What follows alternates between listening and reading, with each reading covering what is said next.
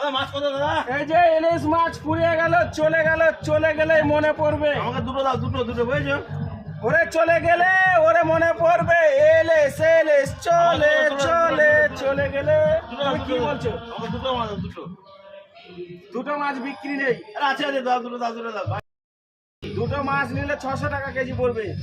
তাই নিতে হবে, তুমি দাও। আর যদি 6টা মাছ নাও তাহলে 300 টাকা কেজি। দাও, সুন্দর করে কাটো। দাও। কেটে দেবো তো কেটে? হ্যাঁ কেটে দেবো, ধুয়ে দেবো, মুছে দেবো। আর এই যে বড় বড় গলদা চিংড়ি রাখবে না? চিংড়ি খাবো না। চিংড়ি রে চলে গেলেই মনে পড়বে গলদা চিংড়ি। না চিংড়ি খাবো না তুমি দাদা। এই যে চিংড়ি হয়ে গেল। ইলিশ দাও। দুটো বুঝেছো? এই দুটো। তোমার বাড়ি কোথায় দাদা? আমার বাড়ি শান্তিপুর। তুমি এই ইলিশ দুটো হবে তো? এই দুটো দাও, দিয়ে দাও। এই ইলিশ দুটো 200 টাকা দাম পড়বে। দাও। ভালো হলেই হবে। কত হচ্ছে? 430 গ্রাম। ঠিক আছে, দাও।